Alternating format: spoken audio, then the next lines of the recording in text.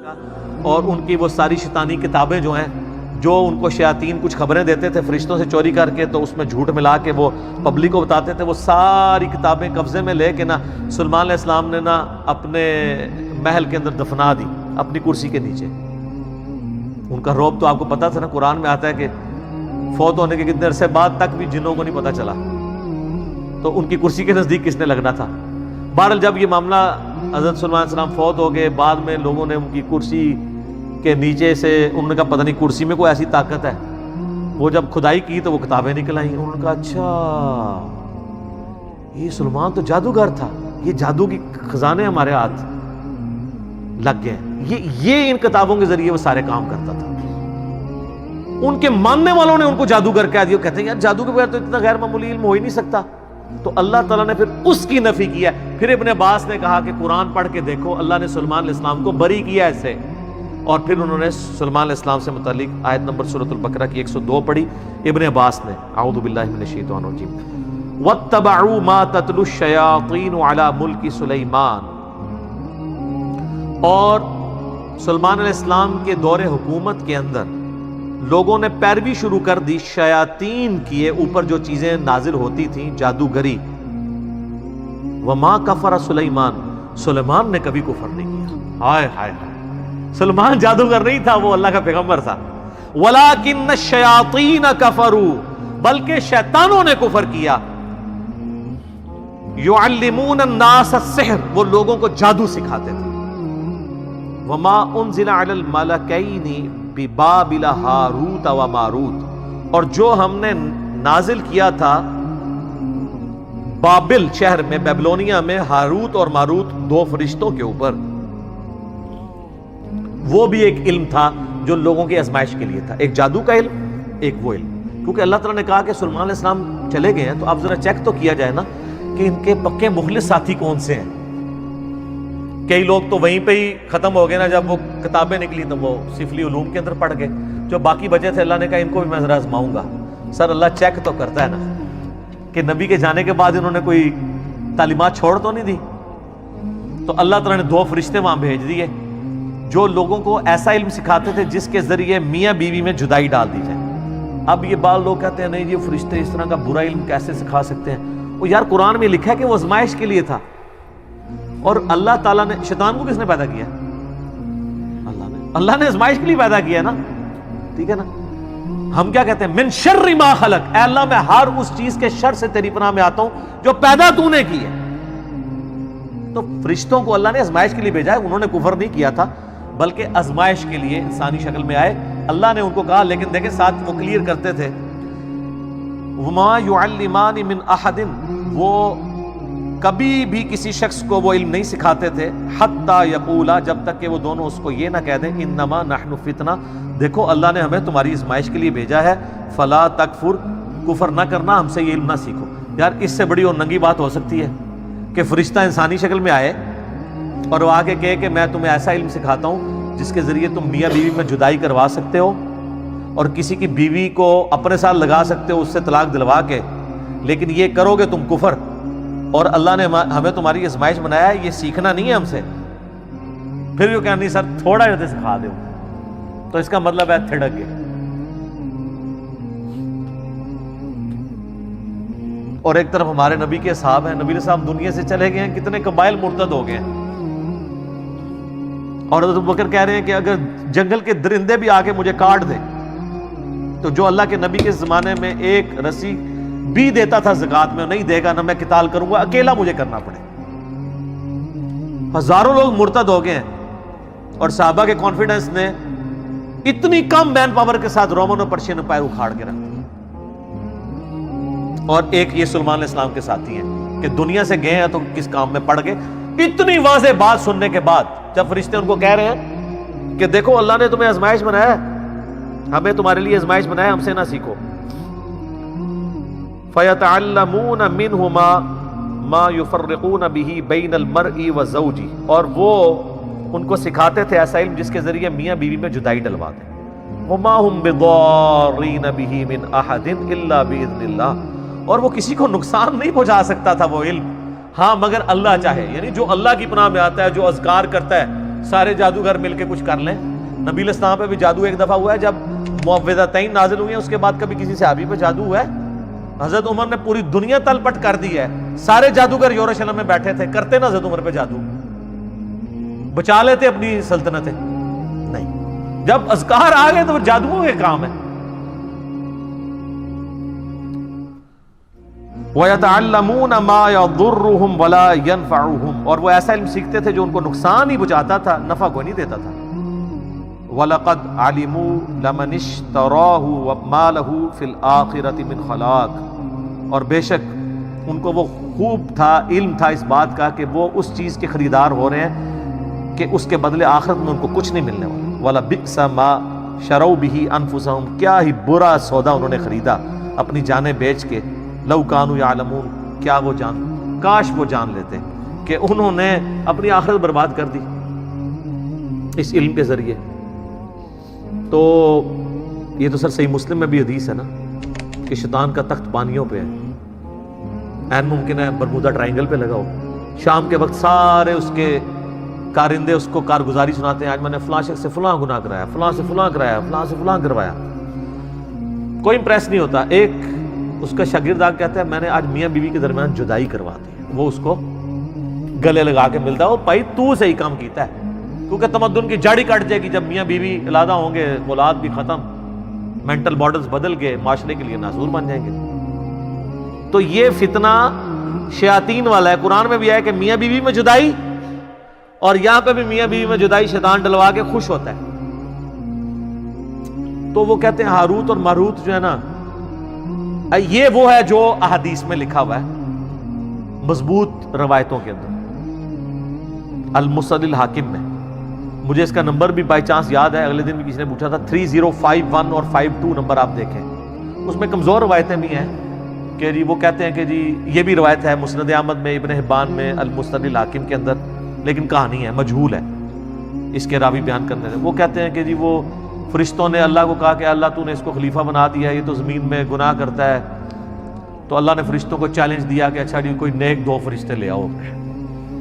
میں تمہیں بتاتا ہوں نا, انسان کے بارے میں تم یہ بات کرتے ہو, یہ کسی دکھی انسان نے بیٹھ کے سٹوری کری ہے, اسی بڑے ہوتے ہیں, اتے آؤ. لقد خلقنا الانسان فی احسن تقویم. لیکن آگے بھی ہے, جب آپ برائی پہ اترتے ہیں ثم رددناہ اسفل سافلین. ہاں واقعی اگر آپ بن جائیں ابو بکر, عمر, عثمان و علی, تو کوئی آپ کے مقابلے کا نہیں ہے. تیرے ہوتے جنم لیا ہوتا تو فرق تب پڑتا ہے جب تیری تعلیمات پہ بھی عمل کرتا, ورنہ چاہے اس زمانے جمے چاہے آج جمے, فرق کو نہیں کرنا پینا. رفع دین پھر بھی نہیں تو کرنا, جو مرضی ہو جائے, اللہ یہ کہ تو حق کو ایکسپٹ کر لے. تو ان روایتوں میں ملتا ہے کہ وہ فرشتوں نے 2 بندے اپنے سب سے لائق فرشتے چنے, ہاروت اور ماروت. کہانی ہے میں سنا رہا ہوں. ان کو اللہ نے انسانی شکل میں بھیجا اور انسانی کمزوریاں بھی ساتھ لگا دی, یعنی شہوت بھی اور یہ, اور ایک عورت کو ان کے لیے فتنہ بنا دیا, زورا نام تھا. ٹھیک ہے, وہ کہتے ہیں 17 زورا بھی وہی عورت ہے, وہ آندھی ہے, میں تمہیں دسنا کیویں آندھی ہے. وہ کہتے ہیں فرشتوں کو اس نے, زورا بی بی نے آ کے کہا, جو یعنی یہ ایک کہانی ہے, کہانی شریف, کہ جی تم 3 آپشن ہیں, مجھ سے بدکاری کر لو, ان کا استغفر اللہ گناہ ہے, یہ بچہ قتل کر دو, انہوں نے کہا یہ تو بہت بڑا گناہ ہے, یہ شراب پی لو. تو کوشش کرتی رہی, الٹیمیٹلی انہوں نے کہا تینوں میں سے سب سے کم گناہ شراب پینا ہے. شراب پی لی, تو شراب پینے کی وجہ سے انہوں نے بدکاری بھی کر لی اور بچہ بھی قتل کر دیا. اور پھر اللہ نے کہا کہ اب میں تمہیں عذاب دوں گا. تو انہوں نے کہا یا اللہ ہمیں تو دنیا میں عذاب دے دے, آخرت کا عذاب تو بہت سخت ہے.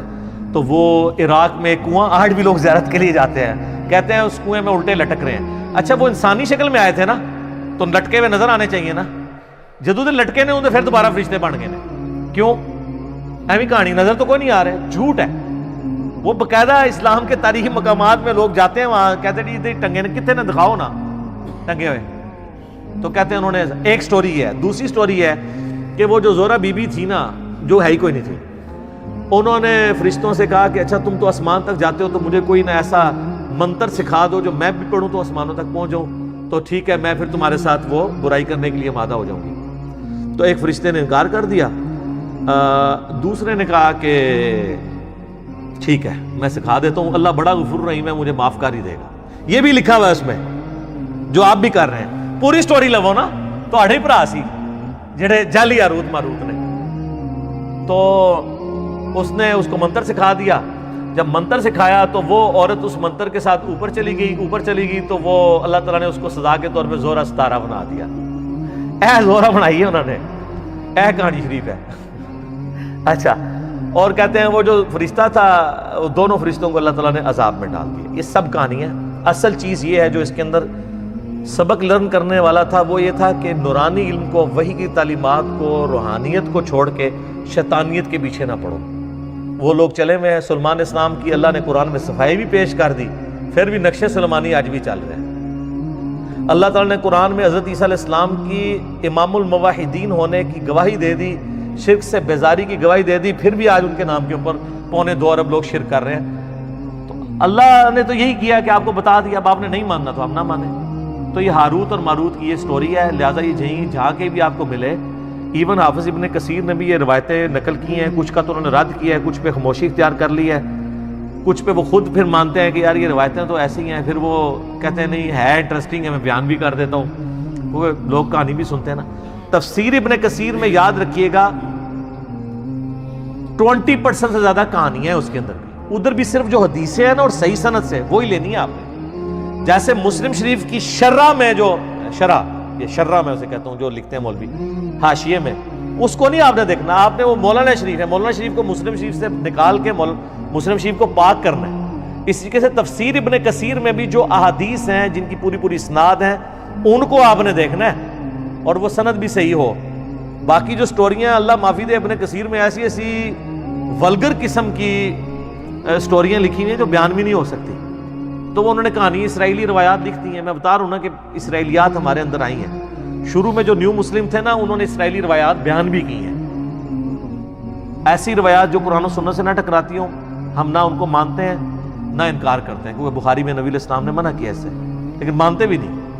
لیکن جو سراحتاً ٹکرا رہی ہیں انبیاء کی توہین پہ مبنی ہے, ہم جوتے کی نوک پہ رکھ کے ان کو باہر پھینکیں گے کہ انبیاء کا کریکٹر یہ نہیں ہے جو تم بیان کرتے ہو, نہ فرشتوں کا کریکٹر ہے. قرآن میں تو بار بار آیا ہے, سورہ تحریم کے اندر آیا کہ فرشتے وہی کرتے ہیں جو اللہ ان کو حکم دیتا ہے, سرتابی نہیں کرتے. اور یہاں پہ میں ضمناً عرض کر دوں ایک بات, قرآن میں 7 دفعہ آیا کہ اللہ نے فرشتوں کو حکم دیا کہ سجدہ کرو. سب فرشتوں نے حضرت آدم کو سجدہ تعظیمی کیا, عبادت والا نہیں, سوائے ابلیس کے. تو لوگوں کو شائبہ ہوتا ہے شاید ابلیس وہ فرشتہ تھا جو نافرمان ہے, تو ہاروت ماروت بھی ہو سکتے ہیں. ابلیس کا قرآن میں سورہ الجن کی آیت نمبر 50 میں آ گیا, کان من الجن ففسق عن امر ربی. ابلیس جنات میں سے تھا, اس لیے اس نے اپنے رب کی نافرمانی کی. اگر وہ فرشتہ تو کبھی بھی نافرمانی نہ کرتا.